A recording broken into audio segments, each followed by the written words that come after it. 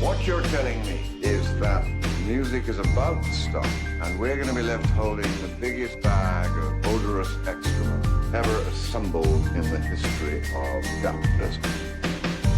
1974, 1987, 92, 97, 2000, and whatever we want to call this. It's all just the same thing over and over. We can't help ourselves. I say when we sell. Hey, I say when we sell. This week we sat down with Stephen Pollock from the Bitcoin Policy Institute.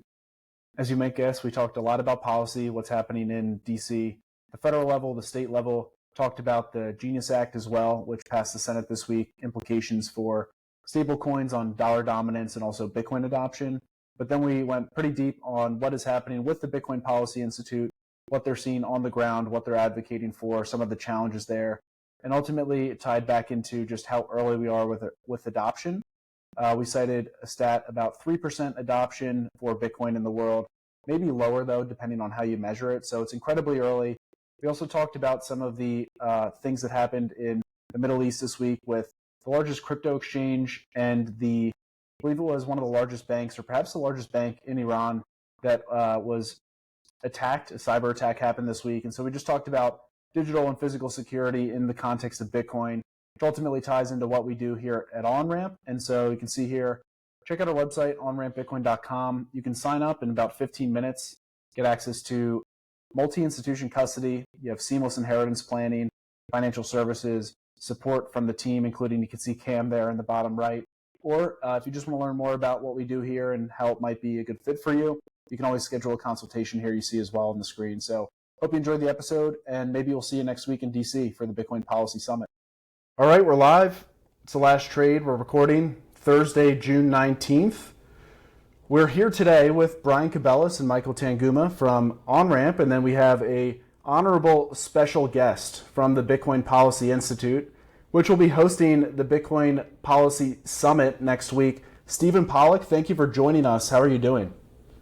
Doing well, Jackson. Michael, Brian, thanks for having me on. It is a very busy week in BPI land with the summit next week. So I think I'm doing okay. I'll be doing really well once we, rip the Band-Aid off and start announcing speakers next Wednesday in DC. Yeah, we appreciate you carving out time. We know it's a busy time for everything going on, and you guys are doing special work there. So appreciate you joining us this week. No, it's an honor. I think it's important we've got a lot to talk about just what's happening this week. I know, and you guys got some things you want to hit, and then I know you want to talk a little bit about the summit. So there is a ton going on. The world doesn't stop for the Bitcoin Policy Summit, unfortunately. So no, thanks for having me. Excited to catch up and cover some things.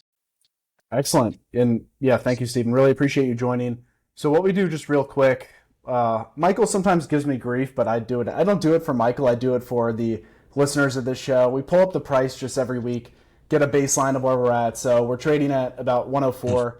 We've actually, notably enough, we've been here for probably at this point over 40 days, over 100K, despite all of the volatility in markets and what's happening in the Middle East and just geopolitical tensions rising. And so I think this is a remarkable thing just to call out, not to say that anyone on this show or people listening are necessarily short-term trading the asset. Maybe a few of you are, but we are long-term oriented here. And this is just, I think, a testament to how resilient the market is currently. Curious if we have any thoughts before we talk about something very timely, which will be stablecoins, because some big news just broke this week. Yeah, Stephen, Yeah. just to call out Go really ahead. quick, the reason why Jackson focuses on the price is because he's been looking at taking out leverage for a while, and I've been trying to caution him against it. And so he's seen this price fluctuate from 79 back to 110, and he's just trying to figure out if he leverages the house so he can move out into the burbs in Philadelphia, if he's going to be stuck in the city for much longer. Yeah, that's smart. I'm glad you guys are talking about that. And now I know why you really brought me on was for some financial advice. No, so Bitcoin has crashed all the way to 104,000, Jackson. So it's a perfect time to go 100x max full send. Do you see? Who was it, like Schiff or whoever, everyone that's been saying Bitcoin was going to die for however many 10 years. There was some like, yeah, now that Bitcoin's crashed to 104,000, which was the funniest sentence I've read in a very long time. Yeah, people love their premature victory laps in Yeah. the sort of immediate aftermath of some of these geopolitical global shocks. And but it is fascinating, right? Like I think if we rewound the clock a few years, even 12 months ago, I think you would have expected Bitcoin to sell off much harder in the wake of boiling tensions in the Middle East than it has this time around. Well, yeah.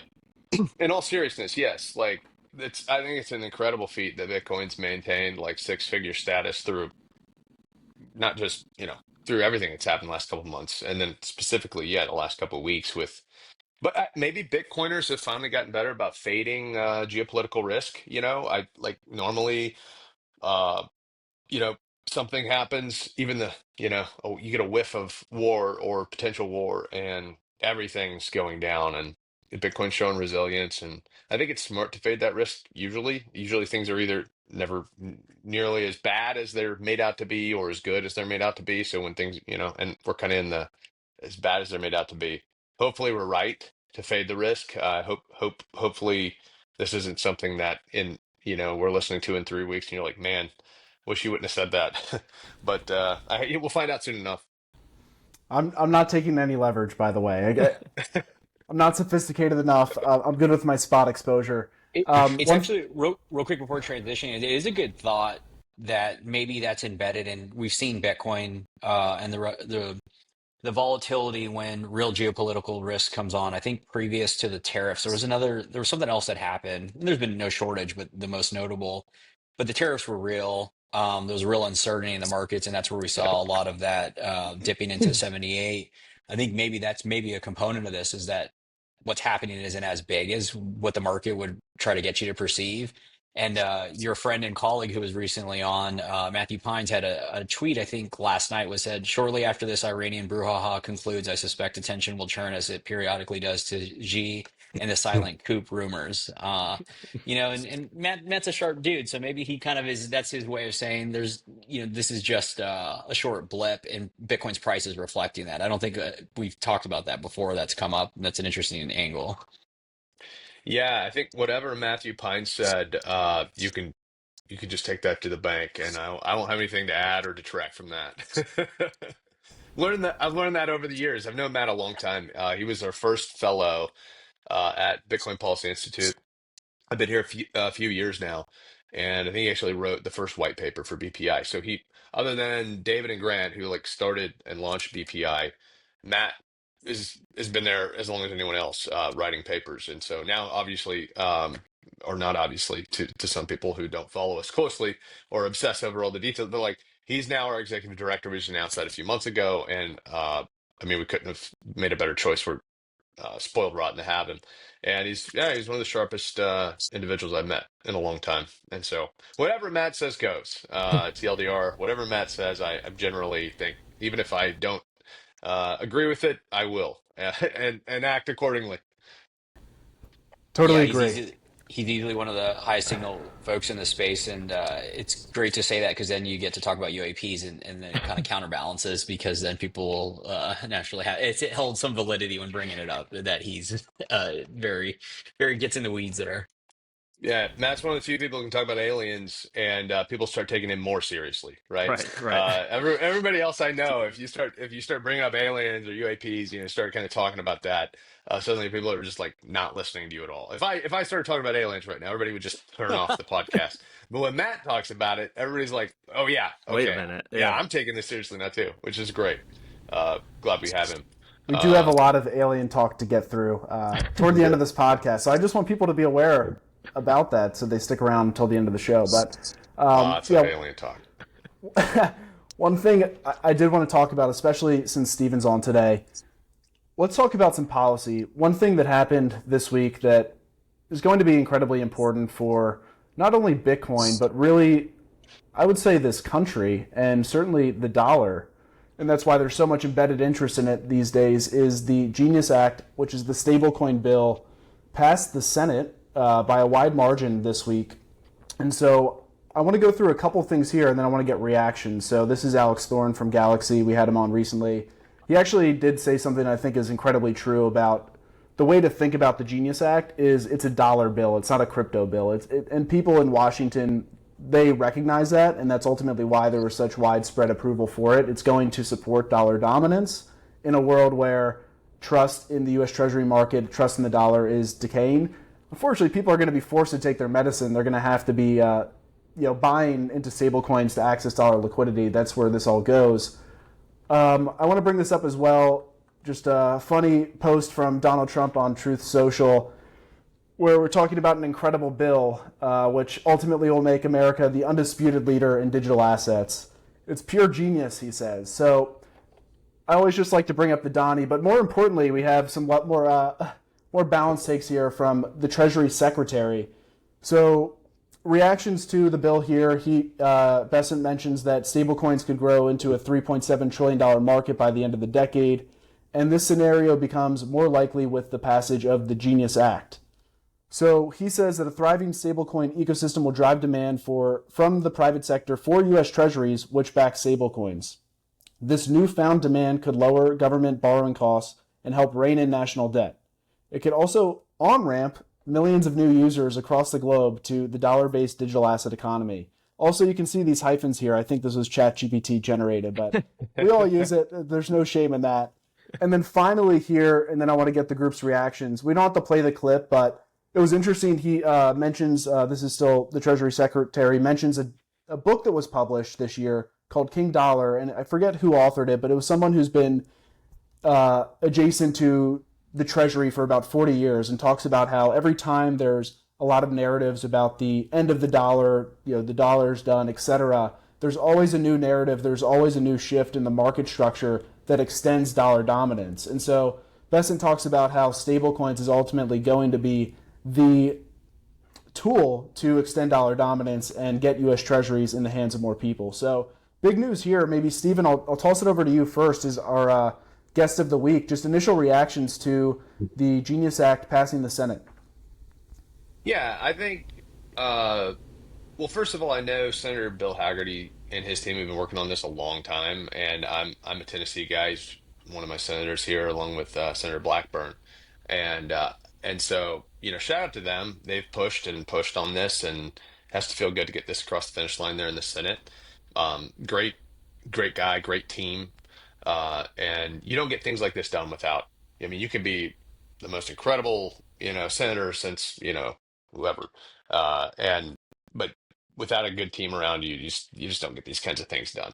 And I think what's really, really stands out to me, is the vote count, 68-30, with quite a few Democrats voting in favor. I think that's pretty bullish for not just this, but like sort of some of the other priorities for the administration, and then specifically for Bitcoin and digital assets. So that's what I'm seeing, and I think it's fantastic. Glad it passed. It hasn't been like a major focal point for BPI for obvious reasons, but I'm glad they got it done, and I think kind of what it signals is also really important. Yeah, 100%. I think it's a signal, at least for one, that they're serious about this stuff. And I think there was always an order of operations to, how Senator Lummis has talked about this, that the stablecoin bill would come first. And so now there's been real follow through on that. And even Trump's tweet being like, no delays on this, get this to my desk ASAP, I'm ready to sign it, is all super constructive. I think, something that we've talked about a bit in the past, and Michael and I have sort of been thinking about, is like, I think you can get tripped up by thinking like this is not good for Bitcoin, in the sense that, if you're extending dollar dominance, that sort of impinges perhaps Bitcoin's adoption, particularly in the medium of exchange realm. But I think that's missing the larger picture of general normalization of digital monies and crypto rails that is now about to proliferate in a real way. And so I think it's insanely bullish for Bitcoin because we are as a country, as an administration, leaning in heavily to crypto native dollars. And what the second order effect of that is that Bitcoin becomes a natural extension of someone's understanding of this sort of new realm of how money operates. And it'll become commonplace. The frictions will be reduced to effectively spend in dollars and save in Bitcoin. And I kind of think that's where this is all headed. And this is a really first, important first step in terms of normalizing that sort of ideology or line of thinking. Yeah, I think like there's nothing really new under the sun. We know history repeats itself, but also in the crypto cycles, like you could probably go back to 9 to 12 or 13 and 13 to 17, 17 to 21, 21 to 25. Like they're naturally, when you hear about like the Bitcoin individual talk about the halving cycles, and the halving cycles, the way I look at them is accelerated business cycles, because you ultimately don't have anybody, like animal spirits come in because it's a free market, and then liquidity, things deleverage, and you kind of wash out the bad actors. And we saw FTX, Celsius, BlockFi. Point in sharing that is it's similar to, I had this acknowledgement or realization a few months ago when I don't know what it was, whether it was Basant or somebody realizing like this bill was going to happen at some point, and it was going to be insanely bullish for BTC, and also just for the recognition of what Brian was alluding to is digital money, because this is how Tether has operated. This was the main reason for Tether and the trading pair with Tether and BTC, but then also how Circle, and before it was called Circle, I forgot the consortium that was built on, was around FX trading for BTC to dollars, and really net settling capital accounts after hours and on weekends, because the banking system didn't. And if you're going to provide tight spreads, you need to be able to settle those assets. Obviously super microscopic example, but in the same way, FTX is going to be microscopic versus what's going to happen with these treasury companies and whatever else is going to come down, at least from my point of view, because we've already seen these things. We've seen what happens with centralization. We've seen what happens with counterparty risk. And so similar, we've seen what happens when you inject a little bit of, digital dollars into the Bitcoin ecosystem, and how that supports Bitcoin's price. And so to Brian's point, like now we see, part of that bill is interesting about fintechs and other companies within certain, regulatory, framework, they can actually launch stable coins. And so we saw Walmart, Amazon, and other firms come to the table that they're working on this stuff. And so the notion that every bank and every checking account and every wallet you onboard to is going to have, US dollar that can be converted to BTC.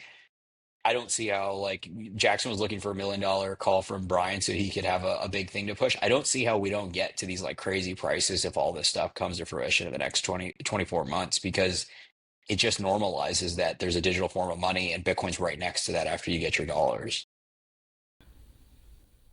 So, what's the price target then?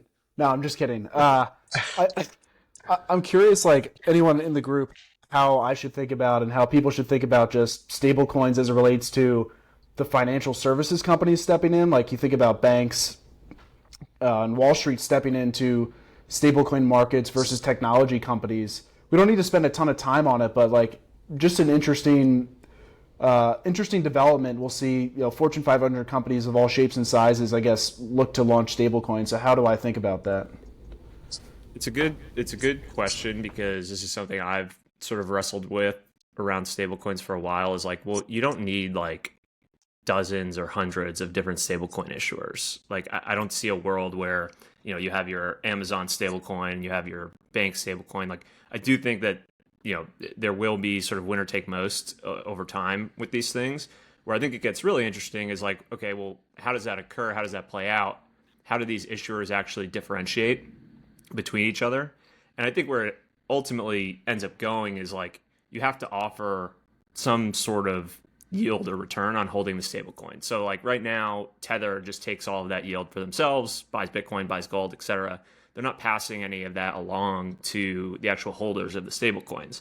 So I think that's a natural progression of this. Is you're going to see people have to differentiate to outcompete each other, and offering, some form of yield, whether that's just from the treasuries backing them themselves, or it's partially backed by Bitcoin, and then you're passing along some, portion of the appreciation of Bitcoin in your reserves. That's the really interesting thing to me that I think is an open question of how this evolves, because I don't see a world where there's 100 different stable coins and none of them are doing anything different. Yeah. I mean, I align there. I think like the more macro theme is we go back to free banking. And free banking is maybe it's not exact free banking, but it's basically reputation based. So in a world where Amazon's effectively going to be a bank because they can naturally issue these stable coins. And to Brian's point, they will not only have feature sets because they have a large customer base, but then what do they provide, whether it's discounts or accretive, passing back whatever yield or however they're backing it. We had this conversation over like maybe a year and a half ago with Joe Revel when Wyoming was talking about announcing their sovereign stable coin and backed by kind of, assets based in the state of Wyoming. And we kind of worked through in real time how this was the natural progression of all stable coins are going to have to back with the most credible asset, which is BTC. And then it was interesting because Safe had a similar talk, at this past conference referencing it's just a logical progression that Tether, they're already doing this with gold, land, and treasuries backing their stable coin. Because that's what's implied, right? If the stable ever depegs, you naturally are going to have these other assets for the credible to make people whole. And so that's where I think this all goes is just free banking. And then you'll have interoperable dollars, but then people will have certain affiliations, affinity via brand recognition to start because everyone knows who JP Morgan is. But as volatility inserts into the system, then you're naturally going to start to have reputation based on who you want your dollars to be parked with. One thing we didn't touch on here is while stablecoins are going to be great, it's also going to actually accelerate this notion of bank runs and movement of capital. And there's going to be increased volatility because now money can move a lot freer.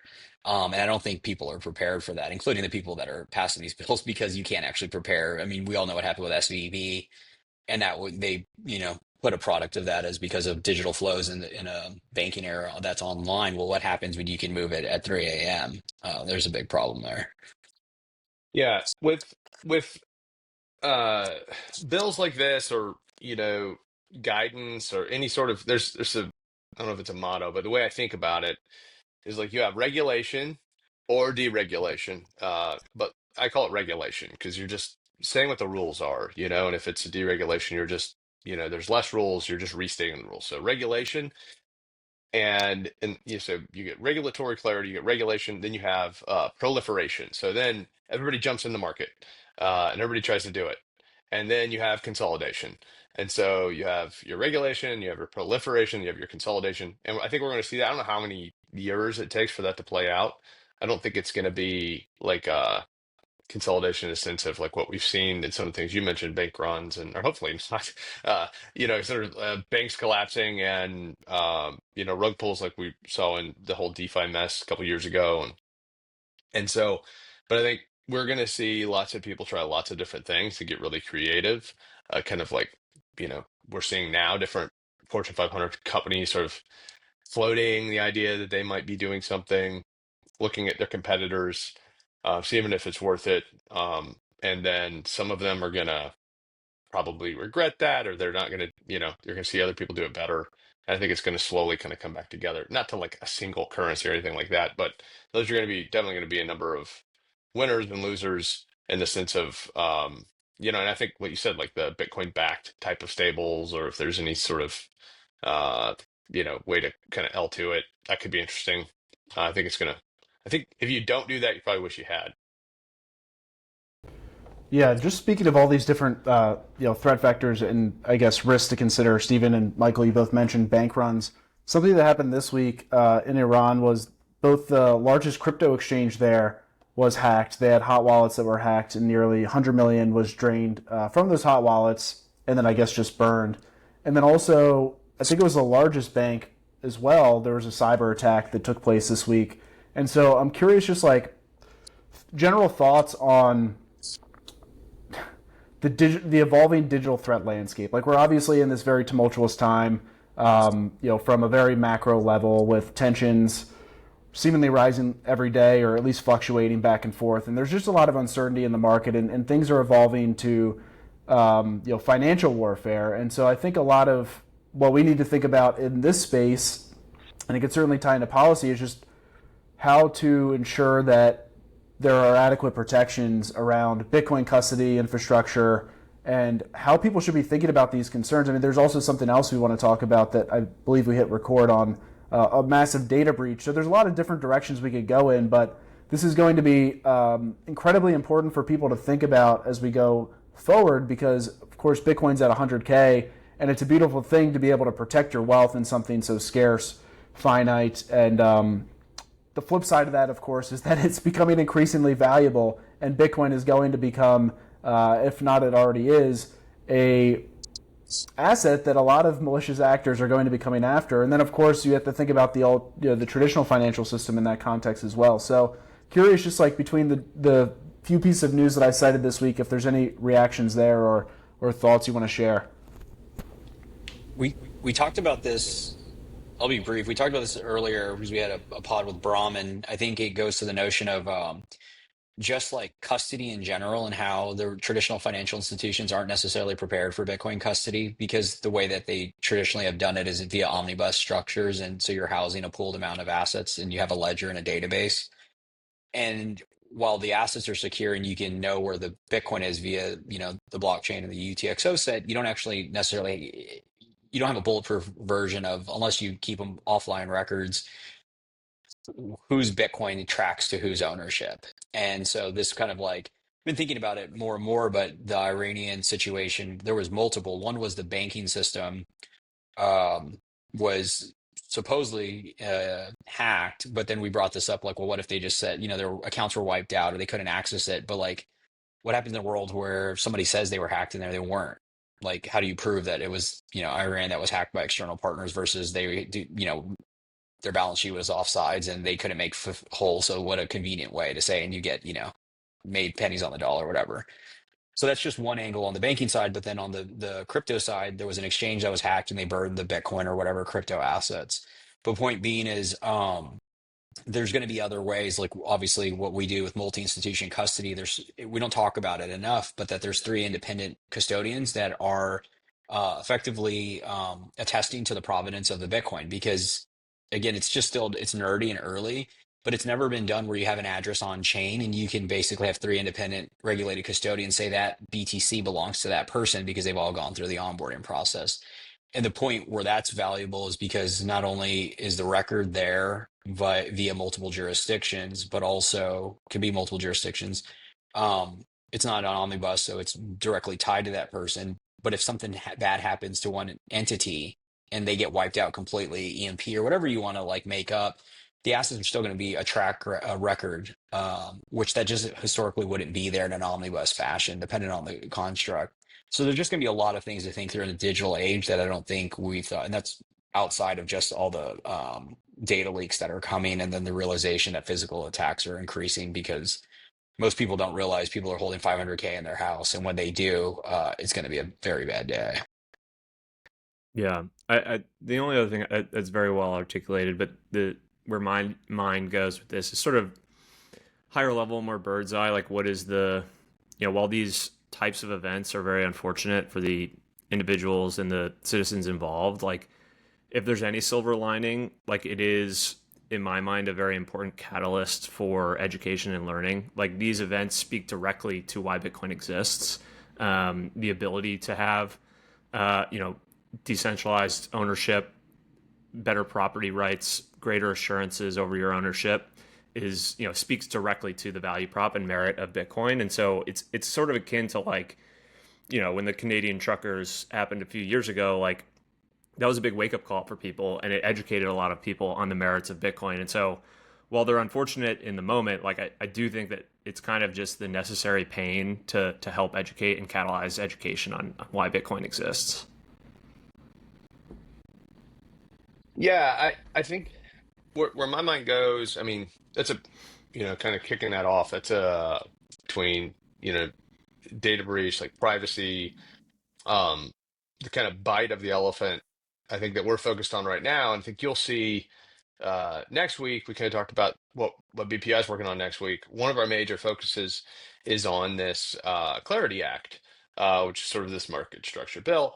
And another focus, and it's kind of part and parcel of that we've been working on for over a year, is the P2P rights fund, P2P rights campaign. So peer-to-peer rights, privacy tools, not non-custodial developers, self-custody. I think this when these things sort of bubble up to the surface of the public consciousness, when you see whatever it was, 60 billion people or whatever, that got, it's not funny. It's just so ridiculous. 16 billion. Sorry, only 16 billion uh, people had their data leaked. Uh, this is sort of top of mind. It's an opportunity to highlight something that uh, a lot of times when I'm talking with someone who doesn't, isn't super familiar with Bitcoin or quite understand the rationale behind why it's so valuable or why it's important, you talk about like self-custody and they're like, okay, whatever, self-custody isn't really something at least US citizens have been that concerned about or felt that they needed to be that concerned about. But when you start seeing leaks and things, and it's like, oh, that's your personal information. Suddenly, it sort of makes sense. A lot of times, I've had to share stories or kind of make up scenarios for people in third world countries, and it's like, oh, that clicks. People understand why self custody is important when you're, in Afghanistan or whatever, right? Whenever you're in Iran right now, and your regime's being overthrown, and there's all this like turmoil and I think when they see these type of headlines, uh, they start to understand it a little, internalize it a little more versus just, it's like 3 seconds and I'm moving on to what I'm having for dinner tonight and I'm not that worried about it. Everything's going to be fine. So when we look at, and we're doing a lot, we're focused on the BRCA language that was really important has now been incorporated into the Clarity Act. And so Clarity Act's what we're focusing on. We're going to be talking about a lot at the summit.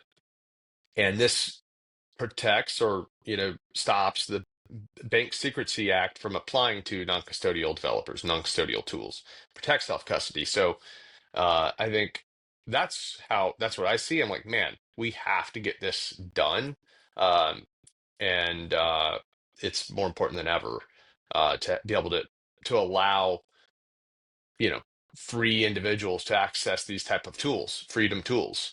Um, so that's my bite at the Stephen, Apple. I'm curious, from your vantage, is there similar bipartisan support for the stuff that you just referenced in the Clarity Act, relative to what we saw with the stablecoin bill, where I think it was pretty easy to get people on board for, as we said, like this is a dollar bill, not really a crypto bill. Do you see similar support, or is there more dissidence on that side? I hope so. I really do. I think there's an article kind of came out earlier this week that not all Democrats hate digital assets like you're kind of taught to think or told to think. I think there's a lot of centrist Democrats that are friendlier than it seems. And again, that's why I'm bullish on the Genius Act passing like it did. It kind of signals like, hey, maybe more allies here than you would otherwise think. So and I think, I don't think it's a long shot to pass clarity. I think we can get it done. Uh, there's not a slam dunk by any stretch. And I think if you look at our agenda for next week at the summit, you'd be surprised to see it's not just Republicans who are speaking at a Bitcoin policy summit. So again, I think we do well to, and this, BPI, we're a 501(c)(3), we're a nonprofit. So in our charters, we're nonpartisan, and I think we've always maintained that we will work with anyone who's willing to work with us. I don't care who you are or what you said a month ago. If you're like, oh no, you know what, I want to work. We have short memories, and we'll work with everybody because the stakes are too high for us to, or for anyone, I think, to play games. Hey, I didn't understand. There was a time not that long ago, a few years ago, that I didn't understand anything about Bitcoin either. And so I think as an industry we do well to remain arms open and embrace both sides at as often as we possibly can.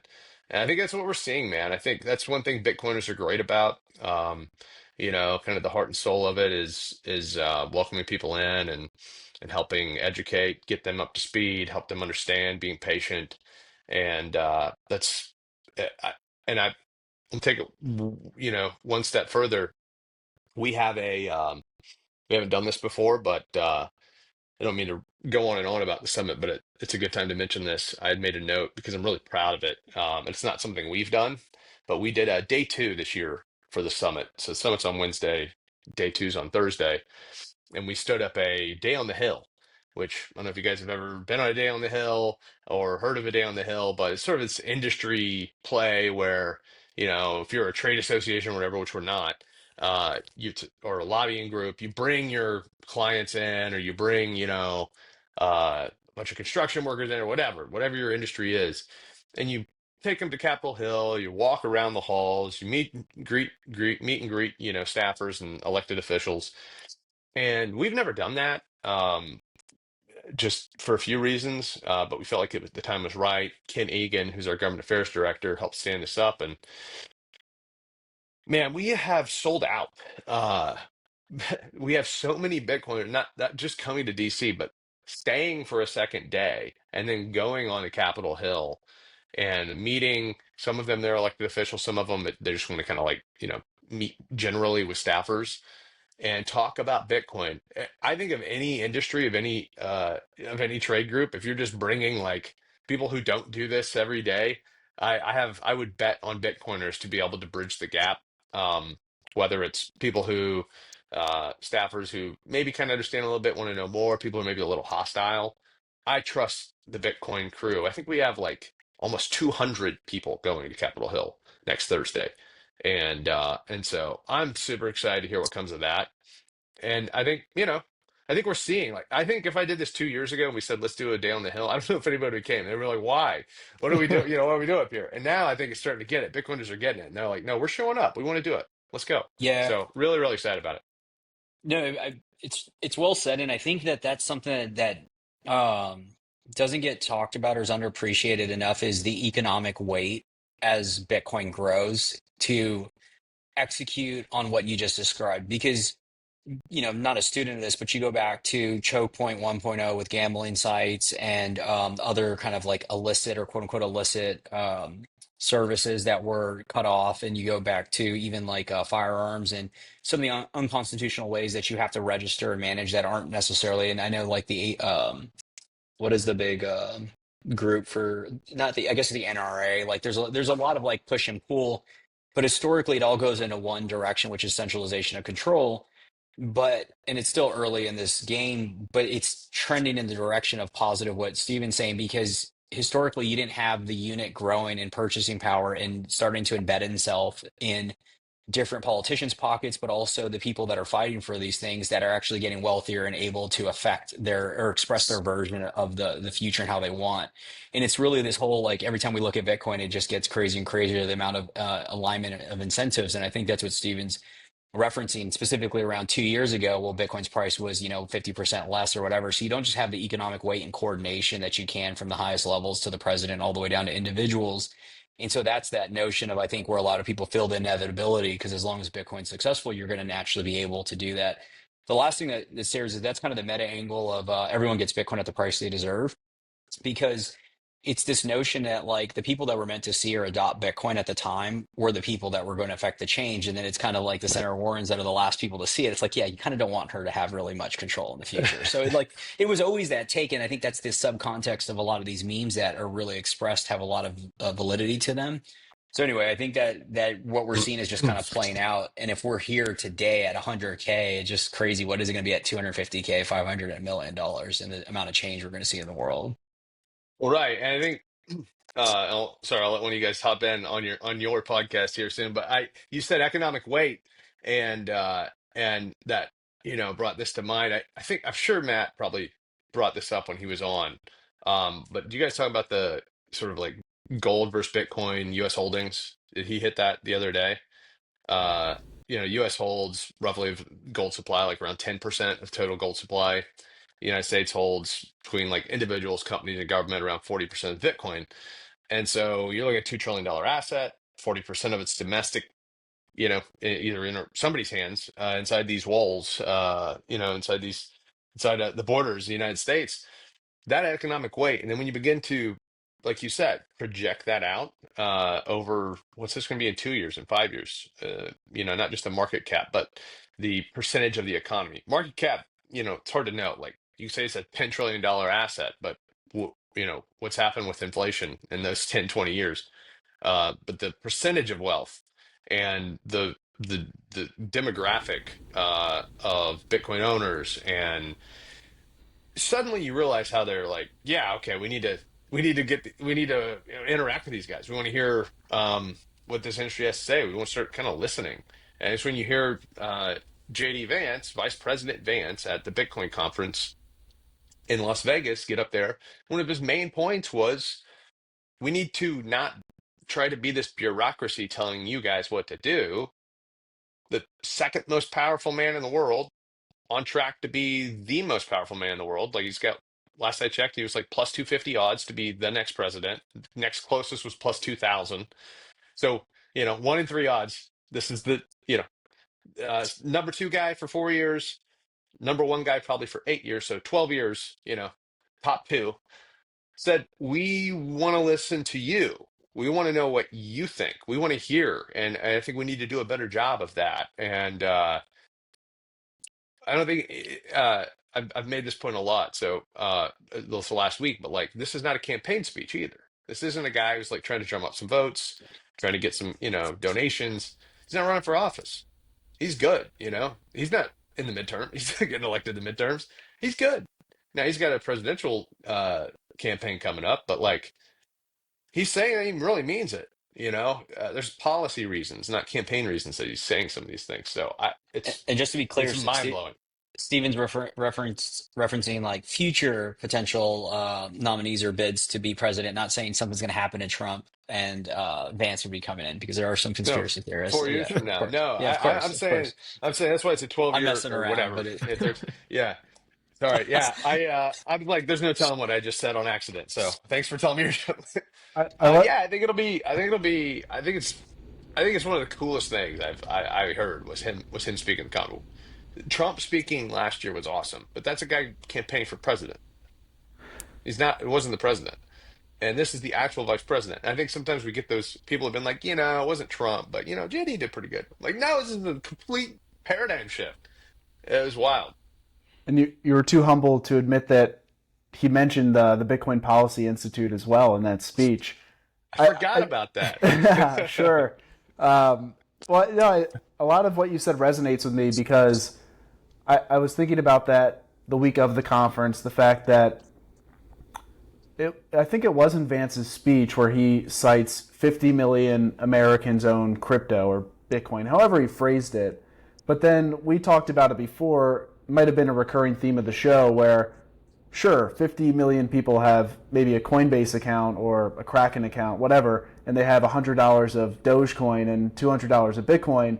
But when you really drill down, it's a very small contingent of people who have a material allocation to Bitcoin and have a deep understanding of the technology and of the asset. And so that even puts it into more perspective, the fact that you do have the sitting vice president going to an industry conference to address a crowd of 35,000 people, and then maybe it's streamed out, a couple 100,000 over YouTube and socials. But we're incredibly early, right? Just to put that in perspective, we have the incentives aligning from the highest powers, from the most influential people in the world that are now coalescing around Bitcoin. And in large part, I think, Stephen, it does tie into the stat you mentioned about 40% of the wealth or industry, however I want to think about it or we think about it, of Bitcoin sits within the United States. And I don't know. I don't know every single industry enough to say if there are any others where there's that much concentration within the borders of the United States, but my gut instinct is there's not. And so I'm really curious. We talked a little bit about just the support as a whole, but I would love to hear in a little more detail the conversations that are happening now in DC, at the federal level, at the state level, and as politicians and other stakeholders really come to terms with the amount of influence and the amount of wealth and technology that exists within the United States for Bitcoin specifically, and why and how. What's going on behind the scenes now that is going to keep the United States as the leader? Yeah. Well, I'm going to answer your question in a few different ways, but one, and this is something I've actually said before, but as you were saying, it kind of combined a few thoughts. If I'm a politician and either just trying to do a good job, which I think there are a lot of those that are like, hey, I'm here. It's sort of Public service. I don't know if I'm the best person for the job. I'm one of the best, but I'm the one in the job, and I want to do well by my constituents. I genuinely believe that there are many politicians that's the way they operate. I know not everybody will agree with that assessment, but I've worked with a lot of them over the years. And but whether it's that or whether it's sort of and I always do this because there's so many different people who listen and kind of see it different ways, and I don't think it matters. If you're a little more cynical about it, right? And you're like, I just think they're in it for the, whatever, the money or the power or the whatever. Um, I don't think it matters. I think if I'm a politician and I'm looking and I say, uh, there's 50 million people using digital that have digital assets in America, and I think you raised the point like, well, most of them like what, couple $100. I got a little bit on Robinhood or whatever the case is, and they dabbled. They probably got rugged a couple times. They bought a little Bitcoin. They got $100 in Bitcoin in case what if they got a little bit of Doge, whatever. Um, we rewind to the '90s. I think probably there were people on a podcast similar to this. I don't know if they had podcasts. They didn't have podcasts back then. They're on a whatever little public forum, and meeting and talking about the internet, right? And maybe a chat room, one of the first gen chat rooms. But they're like, hey, how many million people, or maybe the late '90s by that point, how many million people? There's X million people that have internet access in the United States. And people like us from the Internet Policy Institute are probably like, yeah, but like, come on, man. Like, if only a million of those people really even know what the internet is and really use it on a daily basis. You can say that millions and millions of people have internet access, but like, they don't barely even know how to turn on a computer. And I think we're in a similar spot. I think you guys think that too. Uh, yeah, these people only have a little bit now and they've only dabbled in it now, but what do you do before you become a daily user of like the internet? You have it. I remember the reason I brought up chat rooms is, and this came to mind. I remember the first time I used the internet. I had an uncle. Him and I were both like really into dirt bikes. I was young, and he got me into dirt bikes, and I was like talking about dirt bikes and super fun. And he was over at my house, and he was kind of the tech guy of our family tree. He was like, check this out, and he plugged our phone into a computer, took our phone line into a computer and dialed up. And he was like, does anybody like dirt bikes? I was like in this AOL chat room, and all these people were like, I like dirt bikes, and everybody's talking about dirt bikes. And he moved the computer like this, and it cut the internet off, and we lost. He was like, damn, and every time we would just barely move the computer, it was like cutting the internet off, and we would have to start over and find more dirt bike people. And I just remember thinking, like, this is really cool, but is this it? Is this like the whole? Everybody's been talking about this internet thing. Like, come on, like I thought it was a little anticlimactic, and I think that's how people experience Bitcoin right now. They're like, man, all these other things are, going way up and down. There's all this volatility, and Bitcoin's got a little boring. It's six figures, it goes from 114 to 104. Nobody cares. But I think when those 50 million people turn into like legitimate users, which is going to be super fast, I think politicians are looking at that and they're like, oh my God, this is about to get insane. And if you have 25, 50 million serious users, I mean, it's unstoppable. It's over.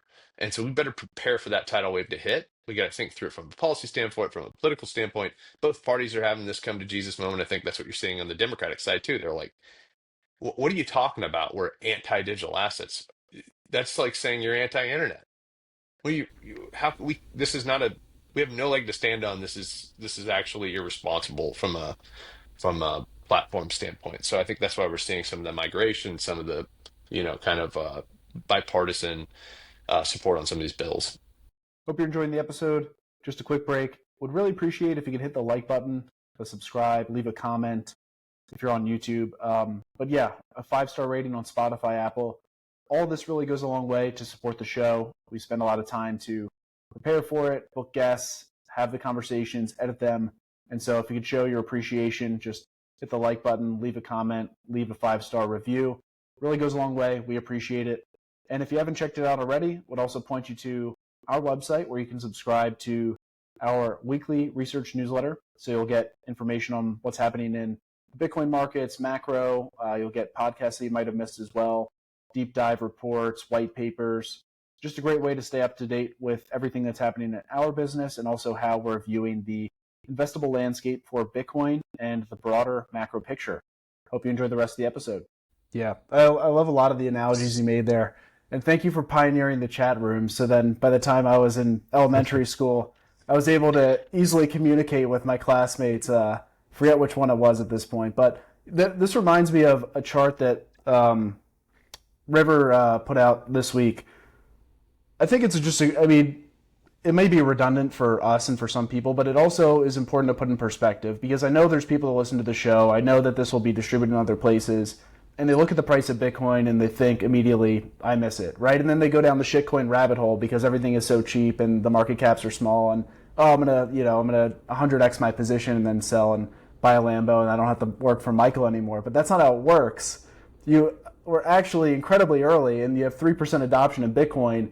And when I think about these other things here, for reference, online banking in 1996 or social media in 2005 or the internet in 1990, I would have to imagine, like, in social media in 2005, there were very few proponents of it who understood how fundamentally that would change traditional media, how people would communicate more online than they do in person. Online banking may be even a better parallel because everyone used to bank in person, and that's really sensitive information, right? And people are, like to keep their finances close to them. Still, even to this day, some people don't want to bank online. They prefer to go into a branch. And now you have Bitcoin. It's an even more radical proposition in the sense that we're putting our what we perceive to be physical dollars, but they're digital dollars, right, into a new form of money that didn't exist like 17 years ago. And so that is probably the biggest inertia to overcome out of any one of these. And still to this day, we're only at 3% adoption, 15 years later.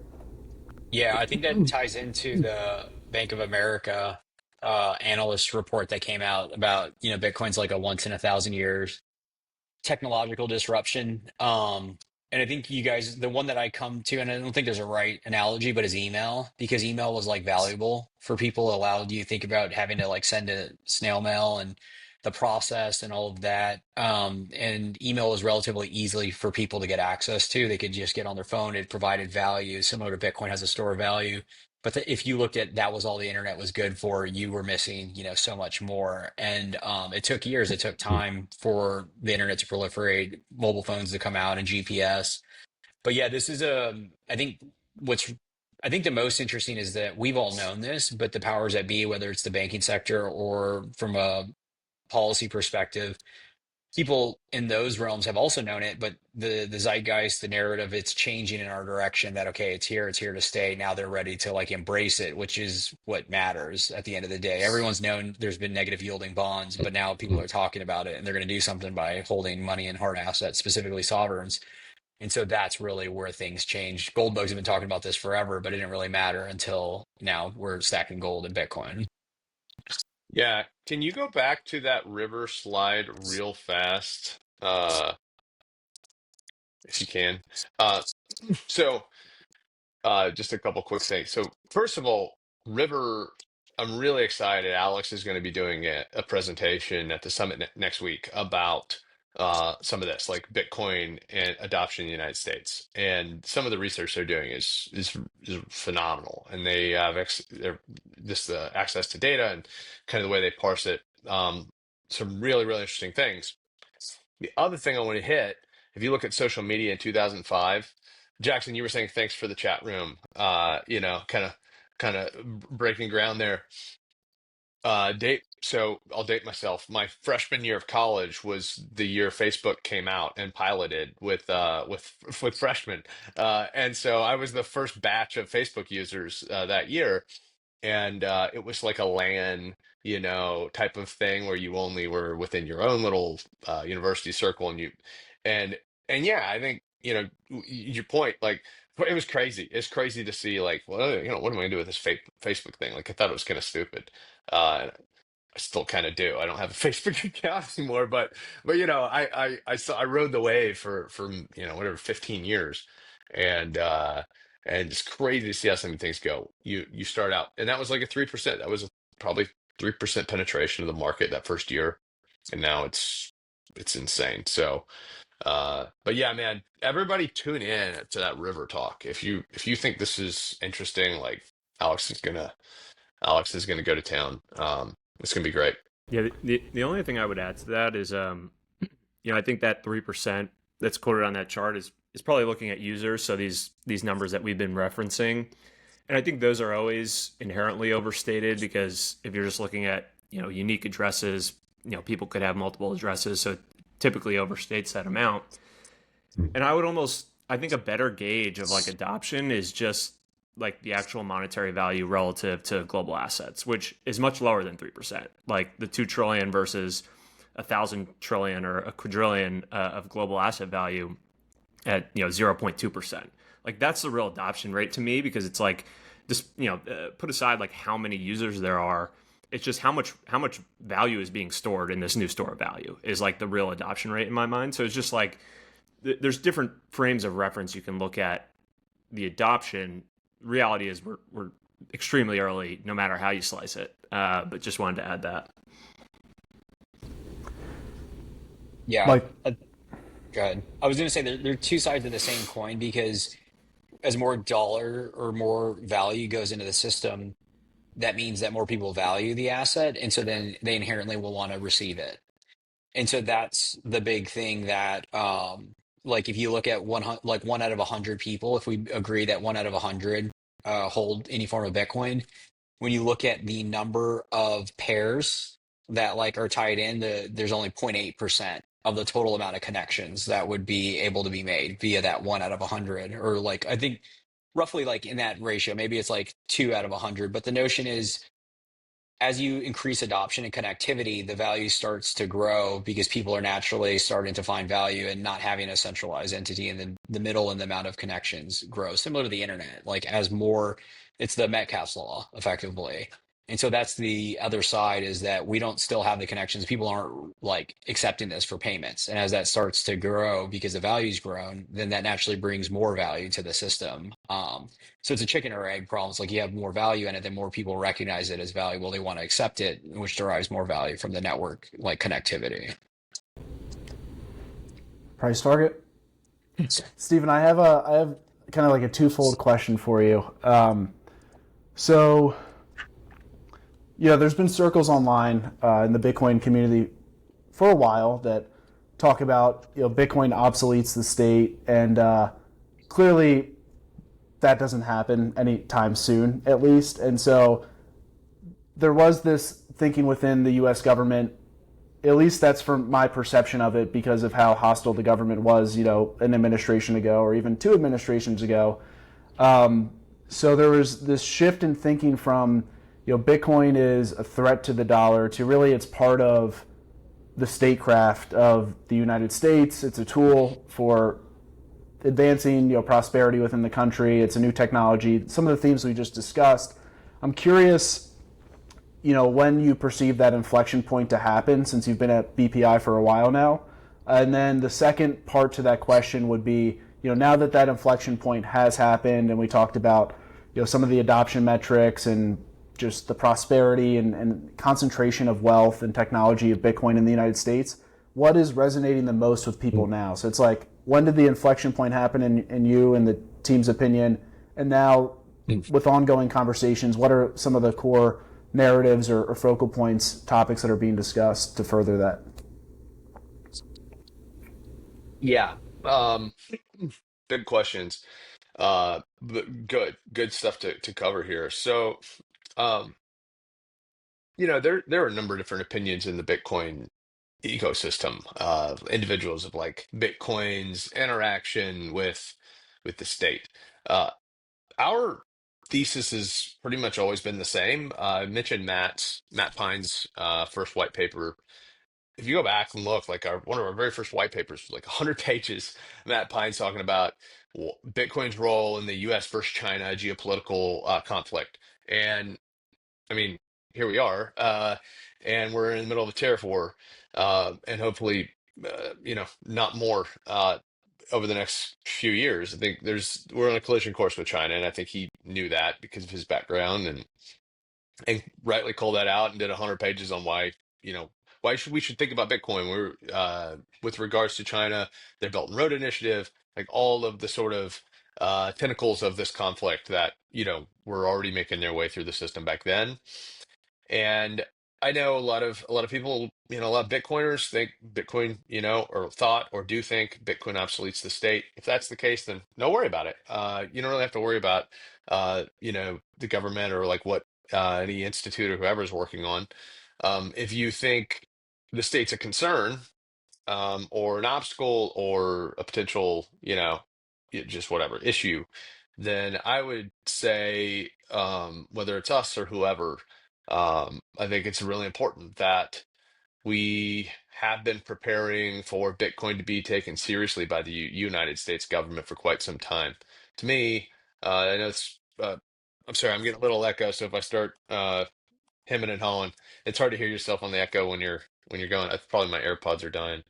But I think if you think Bitcoin's going to, become what it's already become, $2 trillion asset class, and then keep going like we were just talking about, if we are that early, then it was just a matter of time before the largest, most powerful government in the world starts to take it super seriously and starts to look into it and be like, what is this about? Who's behind this? What is this, a threat or is this an asset?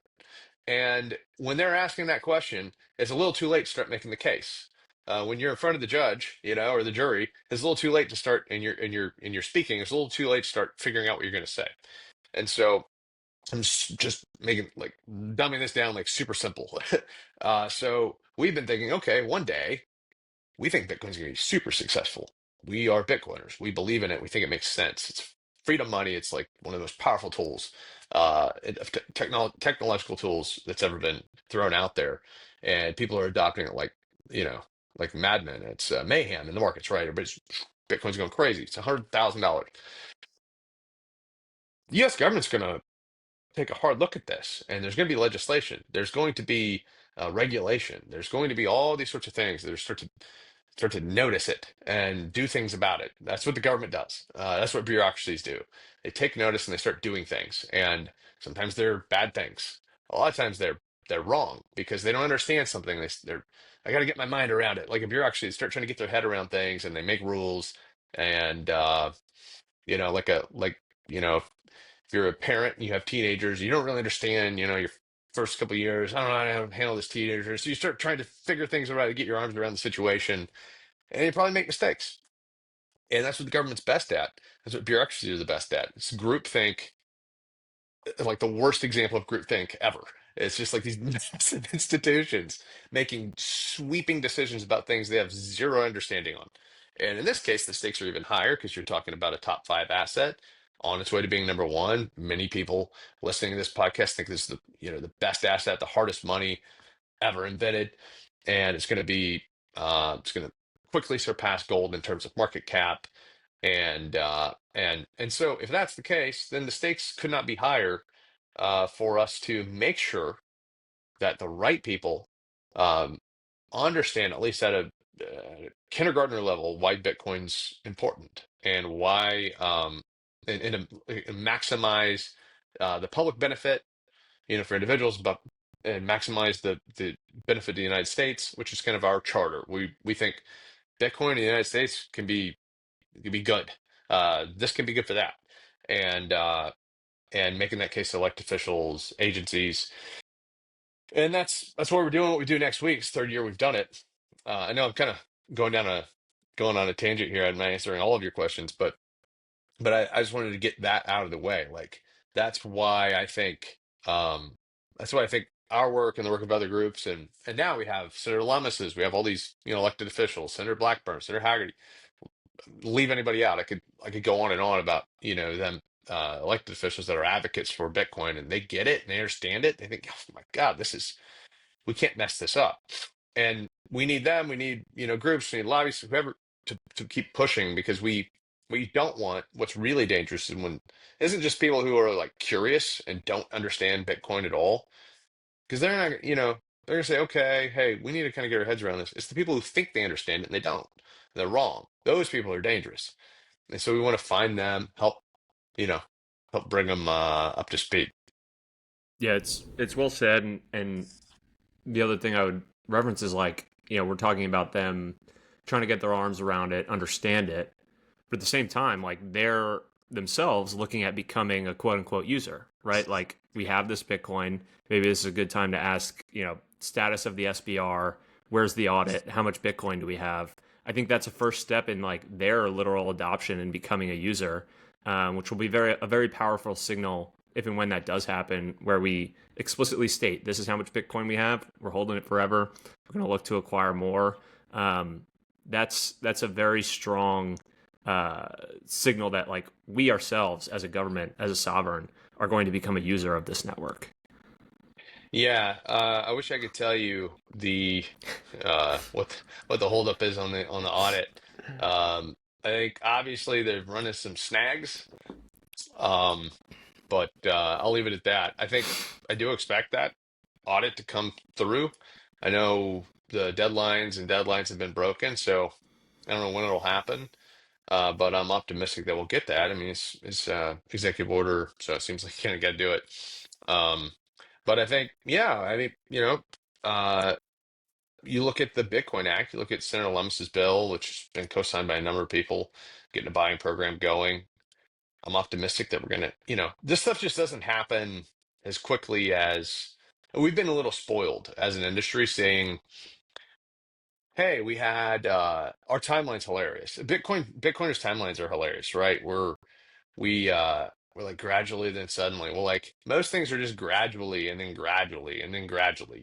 People grind in Washington D.C. as lobbyists for like decades to get things done. And some of that's by design, because if you pass the bill, then like, well, I guess you don't have to. I guess I don't need to pay you anymore. You got it done. And so we went from like um, complete regulatory, I would say capture, but like, you know, uh, uh, um, choke point, but like a chokehold, regulatory chokehold, choke point 2.0, to Canada, who was kind of mentioning Bitcoin, made some crazy promises. There's like no way he's going to do any of that. Did most of it. Won the election. President's talking about Bitcoin. Executive orders week one. Uh, That doesn't happen like that. That's insane. Like you don't fully appreciate it because we're like, oh yeah, great. This is how it works. Presidents talk about you, and they do all this stuff. It doesn't work like that. It's hilariously like bullish. Like it's wild, and I spent years and years working at the state level, just trying to get like state representatives and governors to do basic things, and it's like, oh, maybe next year, maybe next cycle. And so to have the president of the United States do all that is just so wild. Not to mention the executive order, which was a huge win. And so I guess I'm Yeah, encouraging some patience. I mean, I want to see it all here too. I'm just like, there's so much going on, and I think the fact, I guess what I'm trying to communicate is the fact that it has been delayed, it has taken a little while longer than we thought or than it was originally said, doesn't surprise me, and doesn't like send me into like, I'm not like, well, the whole thing's over now. I mean, it's kind of what I expected. It's just going to take a while. and Yeah, poor Brian there. it's a Just great point to contextualize. Like, it goes back to the accelerated business cycles. Like we've witnessed firsthand an asset go from zero to $2 trillion, which it's never really happened at that speed. You see what happened with the ETFs and the record versus gold. And similarly, just the notion like calling out, we could have been in a different spot if an alternative universe, if Trump's not president, like completely different, like not like 180, right? And where the left and a lot of the things happening from regulatory, from the KYC to exchanges to the market structure. So yeah, it's been interesting to watch that happen in real time, whether it was like Ross took 2 days instead of one, and all the way to, if it makes sense, right? Because in a world of TikTok, it's not the same, but it is that we see this price moving and it's insanely volatile and it's usually volatile to the upside. So we're just like primed for that serotonin hit till like the movement goes and you're waiting for the next like bullish catalyst, when in reality it's you just got to like take a step back and realize where we're at. Right. Yeah. I just think we're spoiled a little bit. and we can't control that, you know. It's this is like the coolest roller coaster ride, and we talk about this at BPI. Like I'm like, this doesn't work like this, you know. And it does, it has for us and for the industry, and it helps. I think something else I've said, I've been just like beating this drum. Like, okay, why? Like, why is this working like this? Well, it helps to be right. It helps to be on the right side of history. And I think Bitcoiners are. Like helps to be right that like, yeah, hey, the internet is one of the most powerful inventions in the, last 1,000 years. Like this is gonna like forever change civilization. Like, you out of your mind, like for what? For email? Like sounds crazy. Helps to be right. I was gonna say earlier, just I feel bad for Brian in particular because Brian really wants to see the audit. Stephen, Where's the corn? he's Where hoping is that you it? brought the audit with you today. So I know he's a little disappointed, but that's all right. Next episode. I have a tally sheet. It's just, you know, um, but I promise, Brian, that they do not have more than 21 million. I can guarantee you that. Good. You Good. take that to I bank. I was concerned about that actually. Uh, but all right. I mean, we're a little over an hour into this. I'd be curious to hear if maybe there's anything else topical from the week that we might have missed, and if not, I would like to just discuss a little bit more about the summit that's happening next week. Give a teaser to what will be happening there. You know, some of the notable speakers. Um, let's get people excited about what's going on with the Bitcoin Policy Summit. If there's nothing else, Brian, Michael, anything else from your guys' side? No, let's talk Summit. Cool. Yeah, let's talk Summit. I encourage. I'll just do the bet here. Like, if you're in DC, if you're going to be in the area, if you want to just fly in last minute, we'd love to have you. We do have a few tickets, not a lot. We have a few left though. Did not expect that to be an issue. We moved to a larger venue this year, and we're like, all right, we just like we want people to be able to show up. We want to be able to, like, just show up day of and register. And I don't think it's going to happen. So, if you can, if you're interested, go to btcpolicysummit.org, btcpolicysummit.org, and you can request a ticket there. It is pending approval to keep the riffraff out. So. It's going to be a full day, man. We have packed so much. We're basically packed two summits into one day just because there's so much we want to cover. I think the important one important thing, I kind of give you the history. This is our third annual summit. Uh, we started this back, 2 years ago because we realized we had a massive issue. The first time most people in Washington, D.C. ever were acquainted or introduced to Bitcoin was in the wake of the FTX collapse. And so Bitcoin was finally in the headlines, like for the first time in a while. Price is doing well. It's nothing crazy. And then FTX, of course, Super Bowl stadiums are named after it. So everybody's like, wait a second. And it hit everyone. The fallout kind of splattered everywhere. So we're like, we need to get the key people in a room and kind of re-educate. You never want to re-educate. You want to educate people.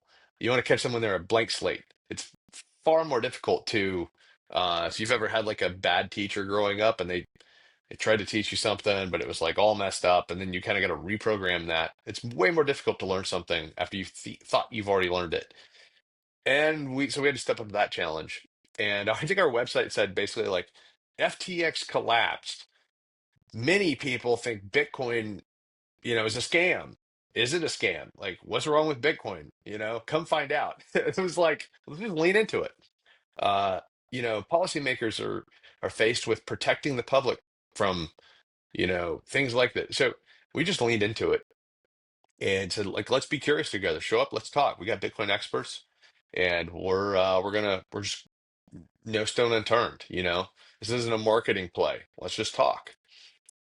And they did. People were like, okay, I like that vibe. Like, so that was the launch of the summit. Last year we said, okay, should America embrace Bitcoin? Like, we're starting to get there, things are starting to happen. And now that America seemingly has, at least at some level, versus a year ago, we said, okay, America seems to be embracing Bitcoin. What happens now? So that's the point of departure for the summit. And we have a number of keynotes. We have industry players. We have mining companies. I kind of mentioned River. Let me just kind of go through the kind of different buckets. I'm not going to read the entire schedule, but kind of give you a vision for it. So we're kicking off the future of Bitcoin in America, part one. So we just released not that long ago.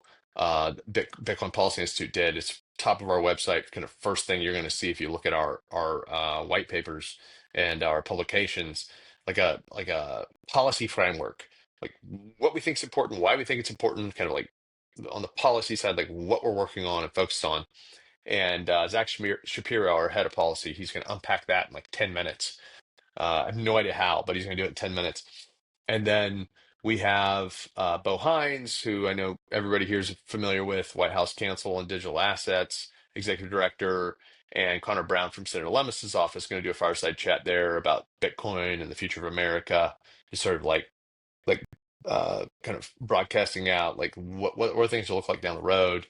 We have three U.S. senators talking about the Bitcoin legislative agenda, and and then you mentioned Alex Thorne. Alex is doing a keynote. We have some of our fellows speaking. Then we're kind of going to pivot for the second half of the morning to uh, domestic and global Bitcoin adoption. And that's where Alex at River, CEO at River, is going to do a bit on the American Bitcoin advantage, like the advantage we have. And that's a huge part of our pitch to Washington is like we have an unprecedented advantage. We have a lead. And the last thing you want to do when you have a lead like this is just fumble the ball. So we got to seize the momentum, and it's sort of this once in a generation opportunity, kind of like we did with the internet. We could have messed that up. Good thing we didn't. Look at what's happened. We have some of the most valuable companies in the world, and the most valuable companies in the world. They're all here, and we're losing some of that now. This is a chance to take it back. Let me find Yeah. another one. There's another couple cool bits we have planned. So I'm really excited about this. Illicit finance. Let's touch on illicit finance in America. Like, how do these work? Where's Bitcoin fit into that? Is Bitcoin used for money laundering? Let's blow some of these false narratives out of the water. Uh, Obviously, if you want to launder money, you use cash. If you don't, you're going to get busted. Just launder your money. If you want to launder money, don't use Bitcoin. Some of those types of like, basic things. We need to tell this. We need to tell these tales. We need to dispel these like false narratives. And then the other big far side, I think the thing I'm really looking forward to more than anything is Matt Pines, our executive director, sitting down with Deputy Director of the CIA, Michael Ellis, and that's going to be fascinating. We're super honored to have him join us, and I think this is his first time publicly speaking about Bitcoin, coming to a Bitcoin event. So excited to have that. That's going to be awesome. That's like can't miss level TV right there. And then we're going to pivot to BRCA uh, and Richie Torres. We were talking about Democrat uh, congressman. He's one who's on the right side of history here and doing everything he can, fighting hard. So he's coming in, joining us, and that's just the first like third of the day. Any questions so far, guys? No, I mean it's a great recap. I think one of the big things that sticks out about BPI is like you guys are genuinely having a lot of fun. And I remember when we first met before Pines came on full time, you were referencing just the prerequisite to come on as a fellow, and it was just like the Navy SEALs or Marines of kind of Bitcoin and understanding, but also coming and having a professional experience. And I think you keyed in on something that's super profound is you guys are just right and it's just true. We all know where Bitcoin's going, and that it reminds me of the notion of like technology acts as a fulcrum, and it's like a point of leverage, that the greater the technology, the larger the amplification is, and similar to like what you guys are able to achieve with the budget as it compares to the other kind of I know it's different in the sense that you guys aren't a trade association, but similar in the sense that you're advocating for an industry that's growing, but you're advocating for the right area of the industry and being done in the right way. And I think that presents itself in like how the taste of what you guys have achieved, but also the group coming together. And so super excited. I won't personally be there, but I can't make it for some personal reasons, but the team will be here along with some other folks. And so I'm going to feel the FOMO, but I know they'll fill me in, and the on-ramp and early riders presence will be in DC in full force. Yeah, I'm excited to have some of you guys join, and I mean we have, I don't know, 700, 800 people coming right now. So it's gonna be awesome. It's gonna be packed. Um, I think you mentioned being right. Uh, I think for an industry, for a trade group, for for a think tank, whatever, I think being right is a necessary but not sufficient condition to being successful. So like you can be right and still lose. You can be right and be, a number of different things. You can be pricks. And I think, you still lose. But I think being correct, and then also just like being honest about what you know and don't know, what you understand and what you don't understand, is important. I think then working just your tail off, and being kind, being generous, and bringing the right people together, being strategic. I think those are all like you can be right and not do all those things well, and still pretty, get cooked. But you also it helps when if you're doing all those things and you're right, then you're going to find success. And I think that's what we're seeing as an industry, man. Like everybody, everybody works hard, everybody's real sharp, everybody's very strategic, but also like sort of generous uh, with their time, generous with their, you know, uh, w- like social circles, our political circles. Like we're open, and I think we have the right posture to find success in DC. And I think that's what we're seeing. Like elected officials kind of pile in. They're like not only, there's the what we were talking about, like for the 3%. Now we're headed toward, whatever market cap, like whatever percentage of the market cap is going to be in the United States. There's that. There's like the population thing, and then there's like we like being around these guys. We like speaking at their events. They're nice people. They're good to us. They help us. Like I've said this a few times about lobbyists. Like the best lobbyists, which we're not lobbyists, we're a think tank, but like advocates, I guess I should say, the best advocates and lobbyists are those who have strong subject matter expertise and experience. And so when you are a staffer, when you're an elected official, you go to those people and you give a couple, you get one or two shots, and one of a few things happen. You either embarrass them because you told something that was a lie, and you might win that day, but you're going to lose the rest of your kind of career. You're a liar, or you're just like an idiot, or another other things. But if you're reliable and sharp, and you're like, I'm here to help you do your job and make your job easier and make you look good, then generally they're going to like being around you. And I think that's what we're trying to do as like a BPI. And I think I've seen a lot of Bitcoiners, like the 200 some that are coming today on the hill, is like, hey, we're here to support. We don't agree with everything you guys do up here. I don't agree with everything everybody does individually, right? But like with this, we can come together, we can work, we can be collaborative, we can educate you. If you have questions, we're here to answer them and give you damn good answers. Answers, some of them are 100-page white papers. Like, here, is this helpful? All right. And we want to be able to give talking points. If you're like, oh, I'm trying to figure out, whatever, we're here to deliver that. Help me get my head around, why is self-custody important? It's not like, you idiot, you don't understand stuff. No, no, let's bring in some self-custody. Let's bring in some wallets. Like, you guys talk to them. We're just, think tank guys. Whatever it is. What's Bitcoin mining? Mining? Is that data centers? Well, sort of. You know, let's educate you. Let's like how deep you want to go, man. We can do a week of meetings. Um, but then also being able to like package that. We're um we're an industry of engineers, like I mentioned to somebody the other day. I think I talked to my wife about it. I was like, man, Bitcoiners, man, so sorry for outsiders because it's kind of like your neighbor, and you're like, hey man, my car's kind of running a little rough, or you're, I said neighbor because one of my neighbors was a mechanic uh at one point. It was like you go to your mechanic, like my car's running a little rough, and they're like, okay, I don't need to know why. I'm not a mechanic. I just need to know what you need me to do or pay you. That's it. And they're like, no, no, no. Here, listen. So when they built this car, well, actually, let's go back to the Ford Model T, and then they iterated to this, and then they did a diesel engine, and then this. I'm like, man, I don't have time, and I just don't like understand anything you're saying. I don't need to know how the car was built. I just need to know kind of what's wrong with it, why this is important. And I think that Bitcoiners are a lot like engineers and mechanics. Like we want to, because we think this is the most beautiful engine ever conceived. It's a 5.7 Hemi. Like you don't understand like how the Hemi came to be. We're passionate about it, and I think sometimes we forget other people. They just want to know the benefits, like why, and they don't need to know the entire history. And we think if someone's not interested in that means maybe they don't take it as seriously. But anyway, I think that's what we're doing in Washington is like wherever, however deep you want to go or not go, we'll meet you right there. I love Awesome. it.